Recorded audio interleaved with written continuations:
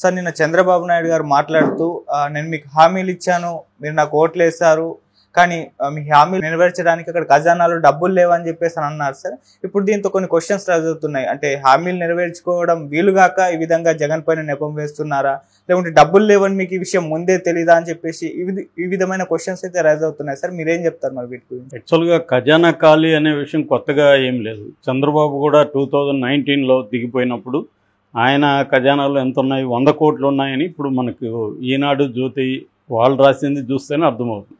100 కోట్లు ఉన్నాయి, ఇప్పుడు శాలరీలకి 8,000 కోట్లు, మిగతా ఖర్చులకి 8,000 కోట్లు కావాలి, జగన్ ఏం చేయబోతున్నాడు అని ఈనాడు జ్యోతినే రాశాయి. అంటే ఆయన దిగిపోయినప్పుడు 100 కోట్లు పెట్టేసి వెళ్ళాడు. ఇప్పుడు జగన్ దిగిపోయినప్పుడు దాదాపు 8,000 కోట్లు ఉన్నాయని వాళ్ళు చెప్తున్నారు. కనీసం 6,000-7,000 కోట్లు అయితే జగన్ దిగిపోయినప్పుడు ఉన్నాయి. మరి 2019 నుంచి 24 వరకు జగన్ ఎలా ఇచ్చాడు? మరి 70,000 కోట్లు ఎవ్రీ ఇయర్ ఇచ్చాడు కదా. కనీసం ఈయనిచ్చిన హామీలు ఇవ్వలేకపోయినా కనీసం ఆ 70,000 కోట్ల వరత ఇవ్వాలి కదా ఆయన. సో క్లియర్గా ఏంటంటే జనాల్ని ఏమార్చి అధికారంలోకి వచ్చాడు, నో డౌట్. అది ఏమార్చని ఎందుకు అంటున్నానంటే తెలుసు వాళ్ళకి. ఎందుకు తెలుసు?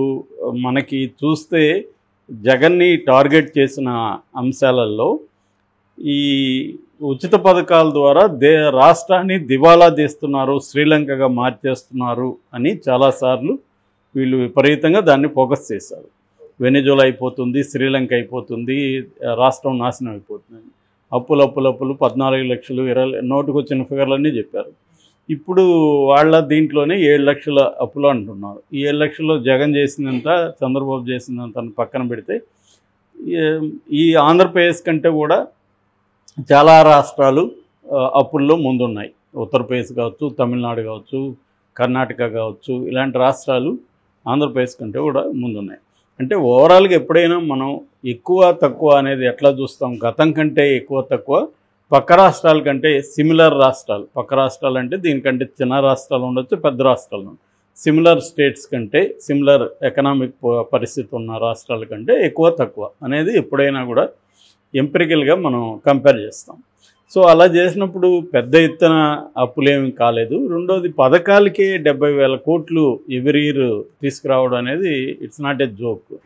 సో నేను వచ్చి ఇంకా ఎక్కువ ఇస్తానని చెప్పాడు. మళ్ళీ యూటర్న్, ఆయన పేరే యూటర్న్ బాబు అని అందుకే పెట్టారు. అంటే ప్రతి రాజకీయ నాయకుడు యూటర్న్ తీసుకుంటాడు. యూటర్న్ జగన్ తీసుకోడా? జగన్ బోల్డ్ సార్లు యూటర్న్ తీసుకున్నాడు, కేసీఆర్ తీసుకోడు, ఎవరైనా యూటర్న్ తీసుకుంటారు.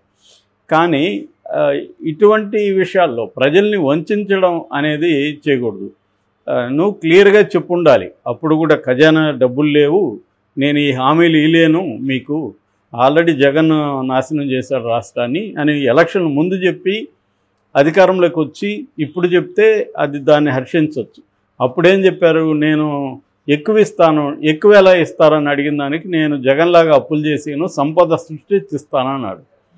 సో అందరికీ తెలుసు కదా, సంపద ఒకవేళ ఎవడో ఒక వ్యక్తి వచ్చి సంపద ఇట్లా మ్యాజిక్ దీంట్లాగా అవ్వదు. అది ఇంటర్నేషనల్ కండిషన్స్. మనకి స్టాక్ మార్కెట్లో ట్రేడ్ చేసే వాళ్ళకి అందరికీ తెలుసు సంపద ఎట్లా సృష్టి అవుతుందని. సో అదేమీ లేకుండా కొంతమంది చదువుకున్న గొర్రెలు కూడా దాన్ని నమ్మారు, సంపద సృష్టిస్తాడు చంద్రబాబు అని. ఎట్లా సృష్టిస్తారు? ఎవరైనా ఓవర్ నైట్లో సృష్టించారు సంపదని. మనకు 90sలో సంస్కరణలు ప్రవేశపెట్టినాక ఆ ఫలితాలు రావడానికి చాలా టైం పట్టింది. ఆ సంపద సృష్టి కూడా మ్యాక్సిమం ఒక కొన్ని కంపెనీల, కొన్ని ఫ్యామిలీస్, బిజినెస్ ఫ్యామిలీల దగ్గరికి మొత్తం వెళ్ళిపోయింది తప్ప పేద ప్రజలకి అందరికీ అది డిస్ట్రిబ్యూట్ కాలేదు ఇప్పటికీ సంపద. అందుకనే భారతదేశం rich country with poor people అని ఇప్పటికీ ఉంది. కాబట్టి సంపద సృష్టిస్తాననేది అప్పుడే అబద్ధం పైన ప్రజలు నమ్మారు. దీనికి ఒక కారణం పవన్ కళ్యాణ్ కూడా గ్యారంటీలు ఇవ్వడం. నేను ఇస్తాను, మేము 10 రూపాయలు ఎక్కువ ఇచ్చేవాళ్ళం కానీ తగ్గించేవాళ్ళం కాదని పవన్ కళ్యాణ్ మాటలు మనకి వీడియోలు ఇప్పటికీ ఉన్నాయి. సో క్లియర్గా ఇప్పుడు ఇవ్వకుండా ఎగ్గొట్టదామని డిసైడ్ అయిపోయారు. ఈ ఎగ్గొట్టామని డిసైడ్ అవ్వడానికి మళ్ళీ జగన్ వాడుకొని జగన్ ఎట్లా రాష్ట్రాన్ని నాశనం చేశారని శ్వేతపత్రాలు రిలీజ్ చేస్తున్నారు. ఈ శ్వేతపత్రాలు ఇప్పుడు రిలీజ్ చేయాలన్నా? మీకు గతంలో అంతా మీరు ఇదే కదా ఆర్గ్యూ చేసింది. సో రాష్ట్రాన్ని నాశనం చేస్తాడని కదా ఆర్గ్యూ చేస్తారు. రాష్ట్రాన్ని నాశనం చేసినప్పుడు హామీలు ఎలా ఇచ్చారనేది ఫస్ట్ ప్రశ్న. అంటే క్లియర్గా మోసాలు చేయాలనే కదా హామీలు ఇచ్చారు. ఇదే పని వ్యక్తులు చేస్తేమో చట్టాల్లో శిక్షలు ఉన్నాయి. ఒక అబ్బాయి ఒక అమ్మాయిని ఫాల్స్ ప్రామిసెస్తో పెళ్లి చేసుకుంటానను, ఇంకోటో ఉద్యోగం ఇస్తానని ఆ అమ్మాయితో లైంగిక సంబంధం పెట్టుకుంటే ఆ అబ్బాయికి 10 ఏళ్ళు జైలు శిక్ష, ఒక ఫాల్స్ ప్రామిస్ చేసిన దానికి. మరి ఇట్లా రాష్ట్రంలో 5 కోట్ల మంది ప్రజలను మోసం చేసినట్టే కదా ఇది. నేను హామీలు ఇస్తానని చెప్పి ఇప్పుడు ఖజానా ఖాళీగా ఉంది. నిన్న ఆయన ఏం మాట్లాడాడు, మీరు నన్ను ఓట్లేసి గెలిపించారు, నేను మీకు హామీలు ఇచ్చాను, కానీ అవి నెరవేర్చాలి, కానీ అక్కడ ఖజానా ఖాళీగా ఉంది, అక్కడ ఏముంది, అక్కడ ఏమీ లేదు అని చెప్తున్నాను. ఏమీ లేదనే విషయం 14 ఏళ్ళు పరిపాలించిన ముఖ్యమంత్రికి తెలీదా గతంలో? సో క్లియర్గా కావాలని అబద్ధాలు చెప్పి మోసాలు చేసి ప్రజల్ని అధికారంలోకి రావడం అనేది ఖచ్చితంగా వ్యతిరేకించాలి. ఇప్పుడు మళ్ళీ దీన్ని సమర్థిస్తూ చంద్రబాబు చెప్పింది కరెక్టే కదా, ప్రజలకి అప్పులు చేసి ఇవ్వాలనా అని మాట్లాడుతున్నారు. మరి ఇదే పని ముందు ఎందుకు చేయలేదు అనేది ప్రశ్న. ఇప్పుడు చెప్పింది కరెక్టా కాదనేది వేరే చర్చ, ప్రజలకి అప్పులు చేసి ఇవ్వాలనా లేదనేది వేరే చర్చ అది. కానీ ముందు ఎందుకు ఈ విషయం తెలీదా, ఖజానా ఖాళీ అనే విషయం అప్పుడు తెలీదా? సో అందరికంటే బాగా ఆయనకే తెలుసు. సో తెలిసి 1,30,000 కోట్ల విలువైన హామీల్ని ఎందుకు ఇచ్చారు? సో అందువల్ల ఈ సూపర్ 6 ఇవన్నీ బూటకం అనేది చాలామంది ముందు నుంచి చెప్తున్నారు. అయినా ప్రజల్లో ఏముంటుందంటే ఆశ ఉంటుంది.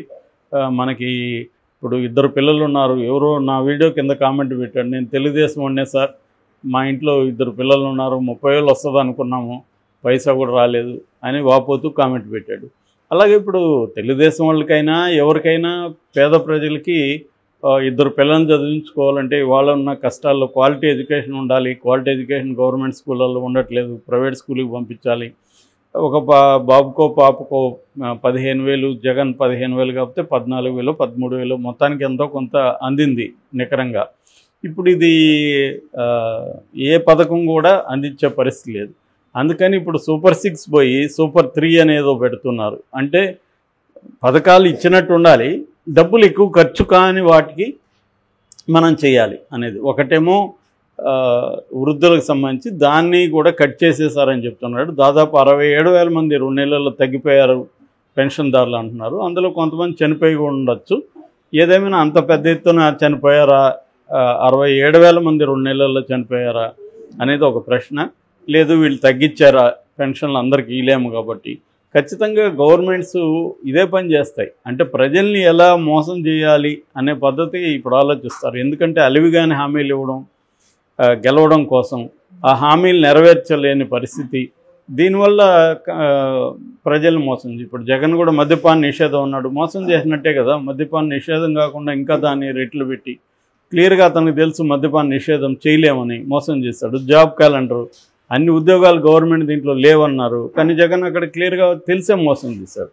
సో ఇక్కడ ఏంటంటే ప్రతి పార్టీ, ఏ పార్టీ అని తెలుగుదేశం చంద్రబాబు జగన్ అని కాదు, ప్రతి పార్టీ కూడా ఇవాళ ఎన్నికల్లో ఫాల్స్ హామీలు ఇవ్వడం, వాటిని నెరవేర్చలేక మళ్ళీ రకరకాల డ్రామాలు వేయడం, ప్రజల్ని ఏ పద్ధతిలో వంచాలని ప్లాన్ చేయడం, ఇది జరుగుతుంది. ఇది చంద్రబాబు 2014 నుంచి 19 అప్పుడు కూడా ఇదే జరిగింది. సో కాకపోతే అప్పుడు అందుకనే మళ్ళీ అతన్ని ఓడించారు. ఇప్పుడు అదే జరుగుతుంది. ఇప్పుడు ఈ 5 ఏళ్ళు ఏదో ఒక పబ్బం గడపచ్చు, కానీ నెక్స్ట్ 5 ఏళ్ళు గెలవాలంటే ఇప్పుడు ఏం ఆలోచిస్తారంటే వీళ్ళు లాస్ట్ 1 ఇయర్లో చూసుకుందాంలే, లాస్ట్ 1 ఇయర్లో ప్రజల్ని మ్యానిపులేట్ చేయొచ్చు, మన దగ్గర మీడియా ఉంది, మన దగ్గర మేధావులు ఉన్నారు, మన దగ్గర వ్యవస్థలు ఉన్నాయి అన్న ఇది చంద్రబాబుకు ఉంది. అందుకని ఇంత తెంపరితనంగా ఓపెన్గా మీరు ఆలోచించుకోవాలి, నేను హామీలు ఇచ్చాను కానీ నెరవేర్చలేను అంటే ఏంటి అర్థం? మరి ఎందుకు హామీలు ఇచ్చావు? తెలియకుండా అయితే ఇలేదు కదా.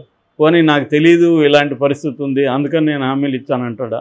అన్నప్పుడు యువర్ ఇన్ఎబ్సెంట్ అనేది వస్తుంది కదా. 14 ఏళ్ళు పరిపాలించిన ముఖ్యమంత్రిగా పరిపాలించి చాలా యాక్టివ్గా ప్రతిపక్షంలో ఉండి విపరీతమైన భయంకరమైన మీడియా వ్యవస్థలను పెట్టుకొని నీకు తెలియదంటే ఆశ్చర్యం. మామూలు కామన్ మ్యాన్కే తెలుసు. రాస్తూ మీరే కదా ప్రచారం చేసింది, అప్పులు 10 లక్షల కోట్లు, 14 లక్షల కోట్లు ఇష్టం వచ్చినట్టు చెప్పారు కదా. మరి 14 లక్షలు 10 లక్షల కోట్లు ఉన్న రాష్ట్రానికి 1,30,000 కోట్ల వర్త్ హామీలు ఎలా ఇస్తారు అనేది బేసిక్ ప్రశ్న. దీనికి ఆన్సర్ చెప్పాలి కదా. అది లేకుండా ఇప్పుడు ఖజానా ఖాళీ అంటే ఏం లాభం? పవన్ కళ్యాణ్ కూడా చెప్పాలి. ఎందుకంటే చంద్రబాబుకి విశ్వసనీయత మీద అందరికీ డౌట్లే ఉన్నాయి చాలామందికి ప్రజలకి.